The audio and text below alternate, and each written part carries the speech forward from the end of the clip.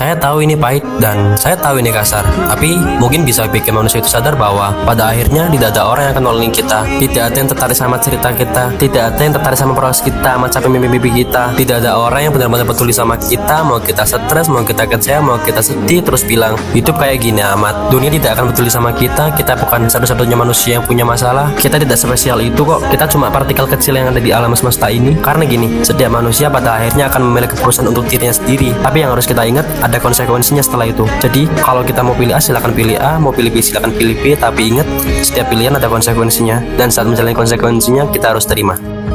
Assalamualaikum warahmatullahi wabarakatuh. Video ini saya buat untuk ujian praktek dalam membuat storytelling, dan saya akan menceritakan perjuangan Kiai Haji Ahmad Dahlan ketika mendirikan Muhammadiyah yang pantang menyerah dalam menghadapi rintangan yang dialami olehnya, yang mana bisa kita contoh sebagai pelajar dalam menekuni apa yang kita inginkan agar bisa tercapai. Seperti apa kisahnya?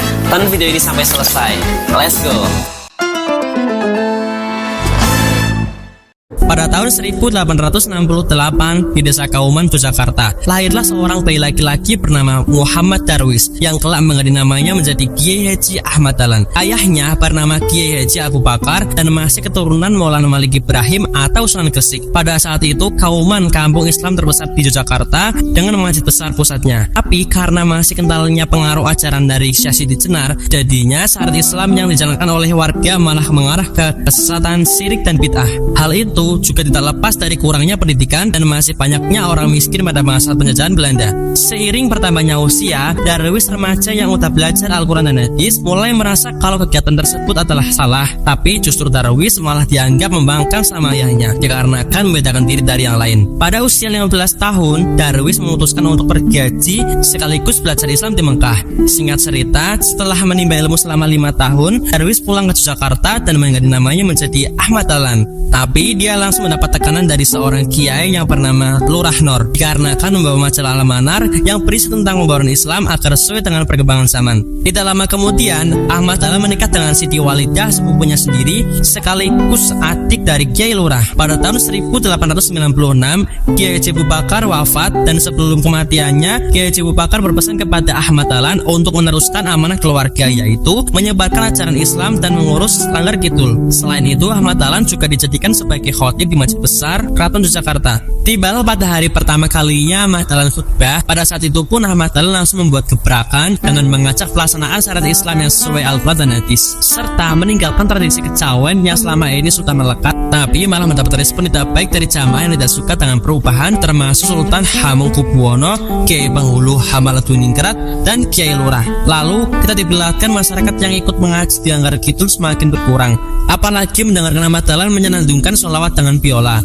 Lalu ketika seorang anak menanyakan apa itu agama, Ahmad Dahlan memainkan biolanya untuk menghasilkan nada-nada yang indah dan mengatakan bahwa agama juga seperti musik, indah, tentram, damai dan cerah. Tapi kalau tidak dipelajari dengan benar, hasilnya akan menjadi buruk dan membuat resah lingkungan. Agama itu apa, Ki?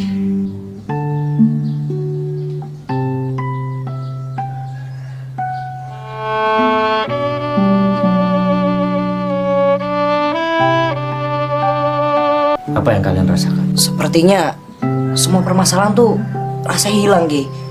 Itulah agama. Kalau kita tidak mempelajarinya dengan benar,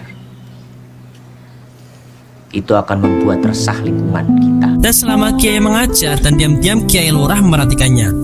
Suatu hari Ahmad Dahlan lagi berada di daerah Bantul dan menyadari kalau masjid di sana arah kiblatnya bukan ke Ka'bah melainkan ke benua Afrika. Lalu karena penasaran, Ahmad Dahlan juga mengunjungi daerah lain dan ternyata masjid-masjid di sana kiblatnya juga salah, termasuk masjid besar. Nah, ini disesuaikan dengan jalan ini biar kalau dilihat itu enak di mata, dipandang, demes. Oleh karena itu, Ahmad Dahlan mengumpulkan para sesepuh masjid besar untuk memusyawarahkan perbaikan ke arah kiblat. Tapi dia malah mendapatkan penolakan dari kiai sepuh yang tidak percaya dengan teori Ahmad Dahlan. Bahkan ketika ditujukan pada dunia, mereka tetap menolaknya. Katanya karena benda tersebut dibuat oleh orang non-muslim. Setelah itu, setiap kali sholat berjamaah di masjid besar, Ahmad Dahlan dan keempat muridnya selalu memiringkan arah kiblatnya. Dan pada malam harinya, beberapa pemuda membuat garis arah kiblat yang benar di masjid besar.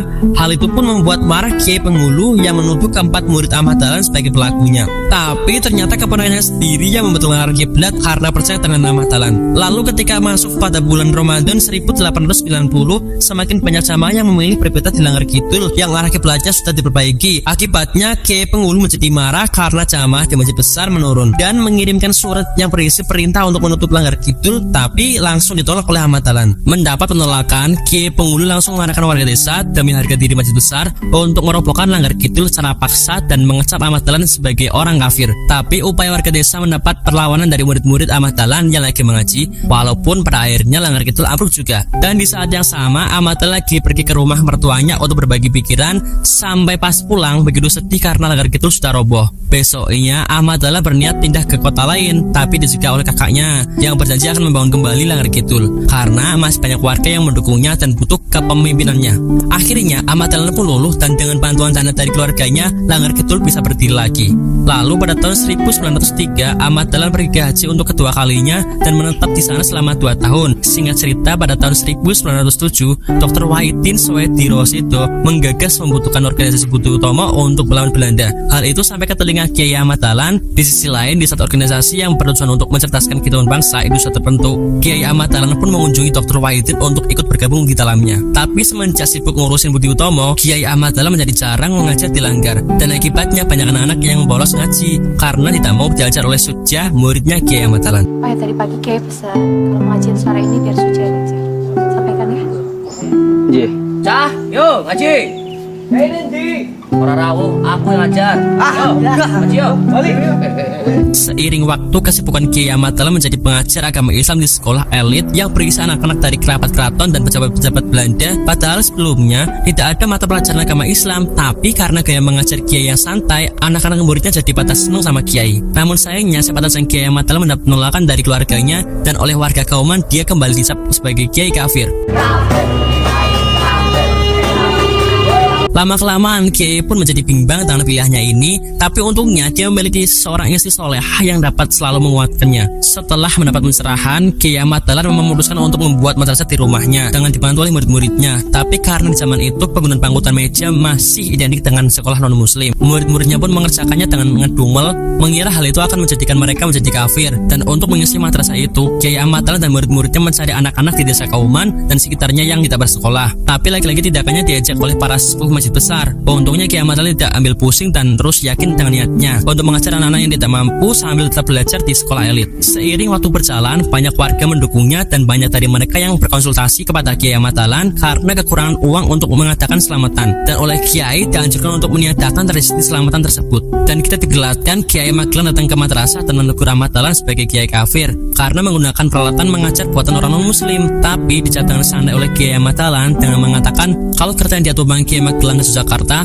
bukannya buatan orang non-muslim juga, dan kata lain orang Islam tidak bisa dicap kafir hanya karena menggunakan barang buatan orang non-muslim. Singkat cerita, akibat nasihat yang diberikan oleh Kiai Ahmad Dahlan kepada warga desa untuk menghilangkan kebiasaan pengajian yasinan dan tahlilan untuk orang yang sudah meninggal, serta kegiatan-kegiatan keagamaan yang tentunya di dalam Al-Quran dan hadis. Kiai Ahmad Dahlan pun disidang kembali oleh para kiai sepuh Masjid Besar, tapi dengan berbekal dalil Al-Quran dan hadis, Kiai Ahmad Dahlan pun bisa melewatinya dengan mudah. Setelah itu para murid setianya semakin yakin dengan bimbingan Kiai Ahmad Dahlan selama ini. Walaupun acaranya saat itu dianggap asing, tapi mereka tetap percaya.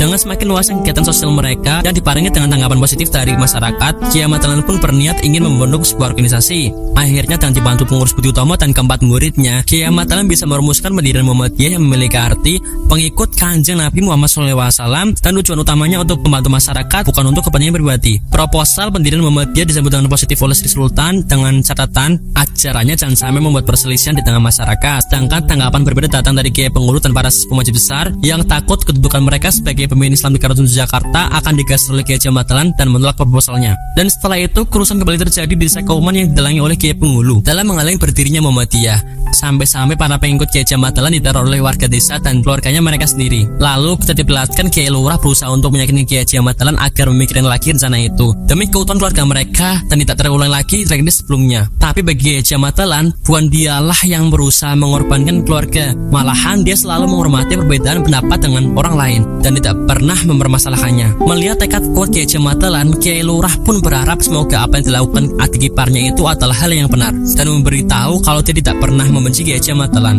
Kemudian di saat Kiai Haji Ahmad Dahlan sedang mengajar ngaji, seorang bapak datang menjemput anaknya dan marah-marah karena tidak suka anaknya diajar ngaji oleh Kiai. Padahal anak itu maunya ngaji di situ. Pertikaian itu sampai juga di telinga Sri Sultan yang langsung memerintahkan ajudannya untuk menemui Kiai Pengulu. Dan setelah dijelaskan bahwa proposal organisasi Muhammadiyah bukanlah untuk menjadi pemimpin Islam di Kartun Jakarta, apalagi merebut kedudukan Kiai Pengulu, barulah Kiai Pengulu tersadar akan kekeliruannya selama ini dan sangat menyesalinya. Setelah menyadari kesalahannya, dengan berjiwa besar Kiai Pengulu mendatangi Kiai Haji Ahmad Dahlan untuk berdamai dan saling bergandengan tangan dalam menjaga kewibawaan agama Islam sesuai keyakinan mereka masing-masing, karena kebenaran hanyalah milik Allah Subhanahu wa taala.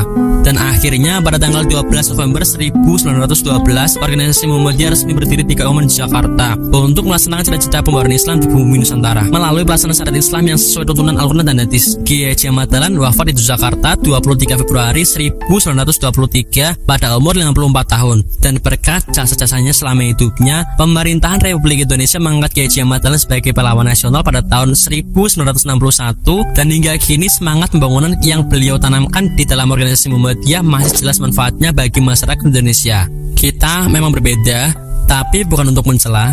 Kita memang tak sama, tapi bukan yang paling sempurna.